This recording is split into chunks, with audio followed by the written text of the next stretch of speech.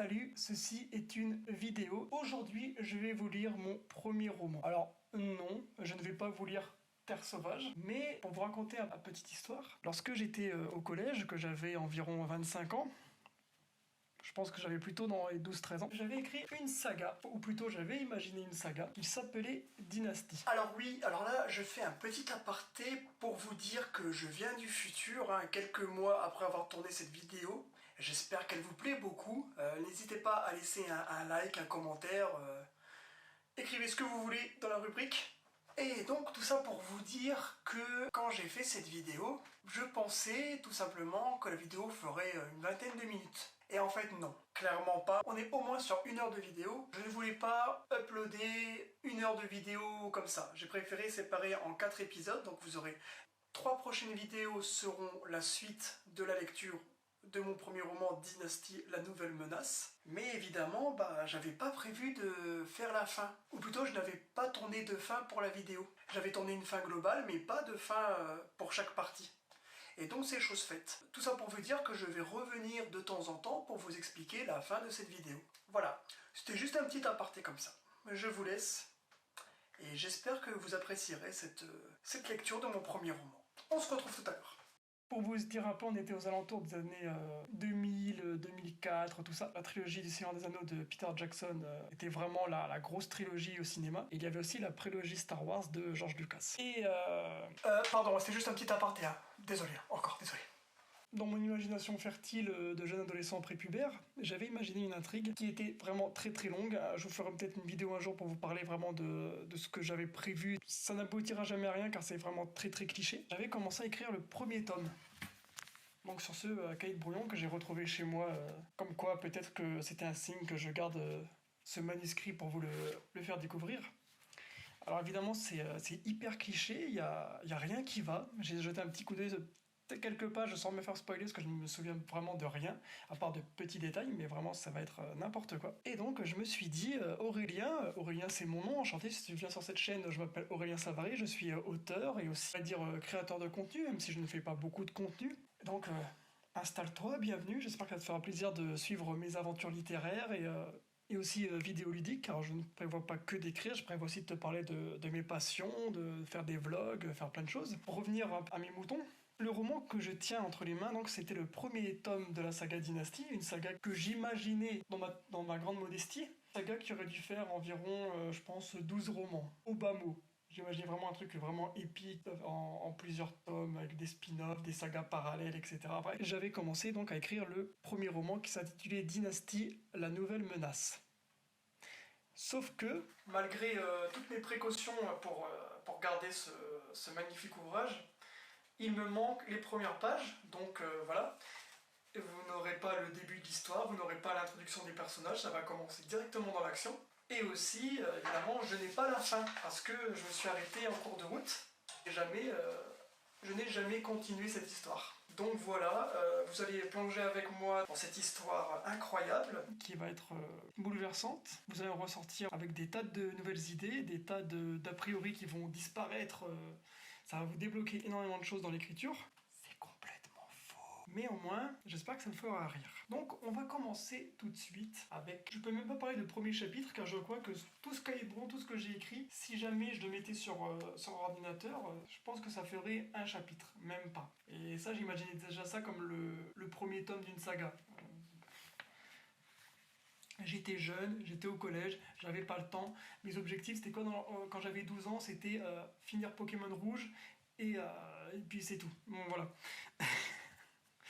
Donc, on va commencer. Installez-vous confortablement sur votre fauteuil, sur le siège des toilettes, dans le métro, peu importe où vous regardez cette vidéo. Prenez des Kinder, prenez des pop-corn, un verre d'eau. On va commencer tout de suite. Cette intro était très très longue, je vais devoir la couper beaucoup. Voilà, j'espère que ça vous plaira. Courage à moi-même, j'espère que je ne vais pas avoir trop honte. Petit aparté, niveau grammaire, niveau syntaxe, on oublie, ça n'existe pas. On est dans un monde où ça n'existe pas, tout ça, les règles. On oublie tout ça, d'accord? Ok, merci beaucoup. On respecte l'auteur que j'ai été avant, parce que vous aussi, avant, vous étiez nul. Non, c'est pas ça. C'est pas ça que je dois dire. Avant, vous étiez pas aussi doué que maintenant. C'est mieux. c'est mieux. On va garder cette prise-là. Jack le regarda perplexe. « Et quel genre de problème exactement ?» demanda-t-il.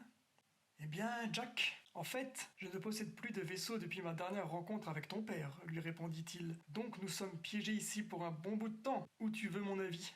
Jack regarda autour de lui. Des dizaines de feuilles de papier, de coupons publicitaires ou d'affiches volées dans les airs, portées par le courant aérien.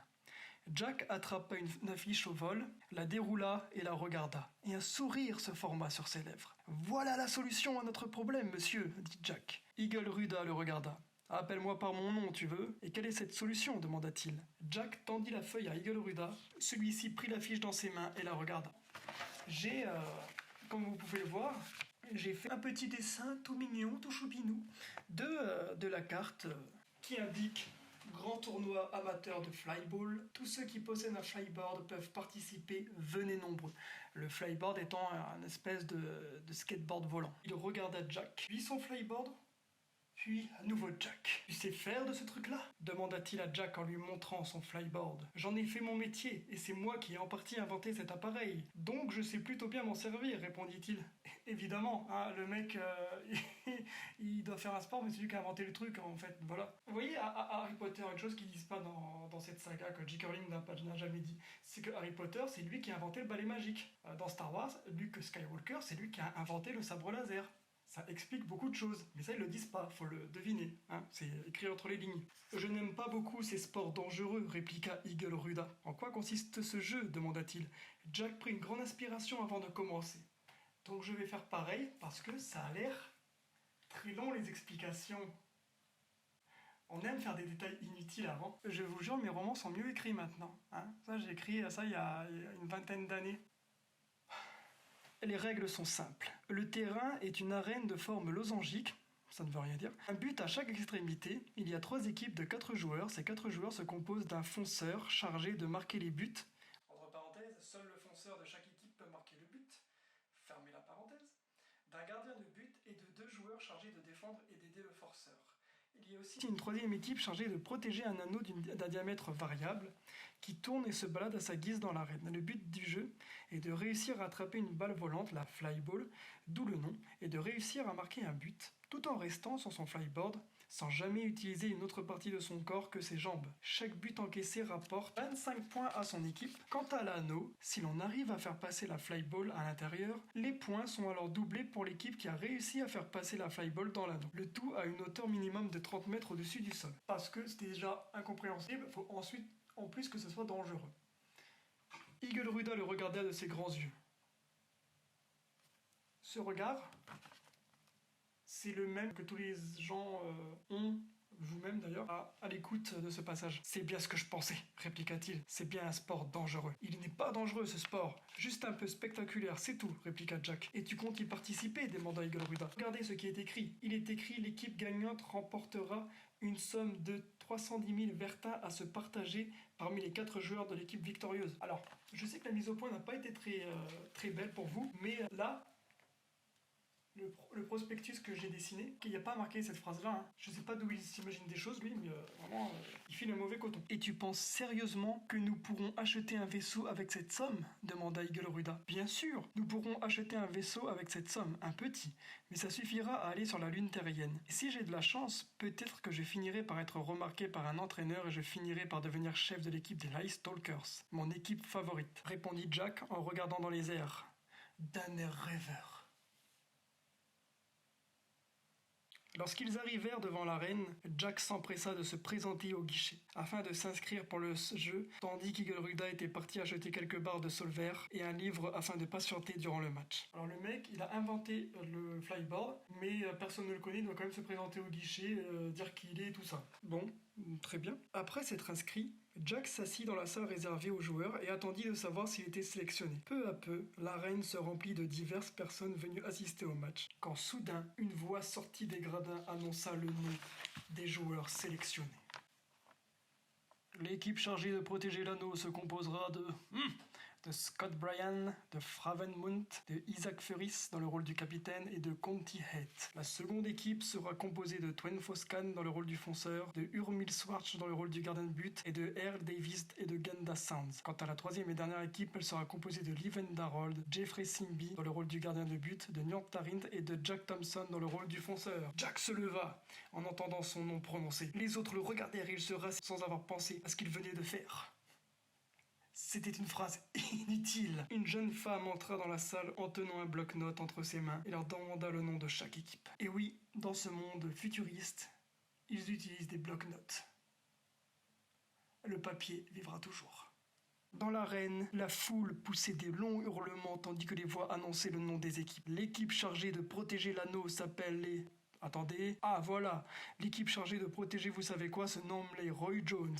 L'équipe de Twain Foscan s'appelle les Soldats. Ceci n'est pas du tout un faux raccord. Là, je vais vous montrer quelques images de première version du tournage. Il n'y avait même pas encore mon décor Terre Sauvage juste derrière. Alors, Jack, je vais déjà expliquer... concrètement, là je fais un petit aparté pour... En fait, Jack c'est un... On en était à... très drôle. Ce n'est pas drôle. Rien n'est drôle dans ce roman de toute façon. Quant à l'équipe de Jeffrey Simby, il s'agit des Like Springs. Mesdames et messieurs, veuillez acclamer les Roy Jones, les Soldats ailés et les Like Springs. Et les Like Springs. Lorsque les équipes pénétrèrent dans l'arène, les spectateurs hurlèrent de joie en voyant débarquer les joueurs. L'équipe de Isaac Ferris partit en direction de l'anneau, tandis que les deux équipes restantes se dévisageaient pendant que l'arbitre faisait sortir la flyball de son sac. « Prenez place sur vos flyboards », dit l'arbitre. Il tendit la flyball dans les airs. « À vos marques. Prêt ?» Il lâcha la flyball qui décolla d'elle-même dans les airs. Les deux équipes s'élancèrent à ça. Poursuite, j'en étais sûr, même pas besoin de lire le texte pour le savoir. Le match venait de commencer. Jack fonça dans les airs et se plaça au-dessus des autres joueurs afin d'apercevoir la flyball. Il l'aperçut un peu plus bas et s'élança à sa poursuite. La flyball n'eut pas le temps de l'apercevoir que Jack frappa de toutes ses forces dans celle-ci en direction de Njord Tarint, mais malheureusement la flyball fut interceptée par Genda Sands. Celle-ci tira en direction de Twain Foscan qui marqua un but. La balle retomba vers le sol et fut reprise par Leven Darold qui manqua de blesser plusieurs spectateurs en traversant les gradins. Jack rattrapa la flyball et tira en direction des buts et marqua. Il récupéra ensuite à nouveau la balle et remarqua à nouveau. Et ouais, ça vous impressionne, même si vous ne comprenez rien du tout. Cette fois-ci, ce fut Earl Davis. C'est un accent incroyable pour des noms totalement à chier. Il tira dans la balle d'une façon remarquable, dommage que vous ne puissiez pas voir ça en vrai, et toucha Conti Hate qui, sous le choc, perdit l'équilibre et retomba en direction du sol. Jack s'élança en direction de Conti Hate avec Jeffrey Simby et Scott Bryan. Ils réussirent à rattraper la blessée et l'équipe des Soldats ailés en profita pour marquer un but à travers l'anneau, ce qui mit les deux scores à égalité. Conti Hate fut amené au stand de réanimation, tandis que les joueurs reprenaient la partie. Jack se remit au-dessus des joueurs afin de réapercevoir la flyball. Il vit que Twain Foscan se dirigeait lui aussi vers la flyball. Jack s'élança lui aussi. Ils étaient maintenant côte à côte, la flyball à quelques centimètres de leurs deux visages, et rasèrent le sol puis remontèrent vers le ciel. Jack s'empara de la flyball et la flyboard de Twain Foscan s'embourba, ce qui eut pour conséquence de voir Twain Foscan s'écraser dans des gradins inoccupés. Et oui, il n'y a pas de blessés. Ça c'est bien. Jack tira vers Njord Tarint. Je crois pas qu'elle avait eu un rôle dans le match pour le moment, mais c'est bien, elle a fait quelque chose. Et se dirigea vers l'anneau. Njord Tarint tira en direction de Jack, qui, en slalomant parmi les Roy Jones, réussit tant bien que mal à marquer un but. Les spectateurs se levèrent et poussèrent des cris de joie. Genre, ils étaient comme ça. Ce que je viens de faire, ça s'appelle le cri de Christophe Willem. Jack regarda la foule qui se levait à présent. Il n'en croyait pas ses yeux. Ils avaient bel et bien gagné. C'est bien mon garçon. Et voilà, c'est la fin de cette vidéo. J'espère qu'elle vous a plu. J'espère que vous êtes impatients de découvrir la suite de ce roman incroyable. Avouez que le talent n'attend pas le nombre des années pour se manifester. Sinon, quant à moi, rappelez-vous, à l'époque, pour ceux qui me suivent depuis mes tout débuts sur cette chaîne, j'avais l'habitude de terminer mes vidéos en faisant bah... Et ça se terminait comme ça. Je terminais vraiment, je coupais la vidéo et bah basta. Sauf que j'ai envie de changer un peu la règle. Et oui, je reviens, nouvelle règle, c'est normal. Hein, sinon, autant faire la même chose qu'avant, et si je faisais la même chose qu'avant, il n'y aurait pas de vidéo maintenant. Donc je réfléchis encore à des moyens de vous dire au revoir. Je pourrais être simple, vous faire salut, à la prochaine, mais ça ne me plaît pas. Donc, mesdames et messieurs, nous finirons chaque vidéo par 3 mots aléatoires.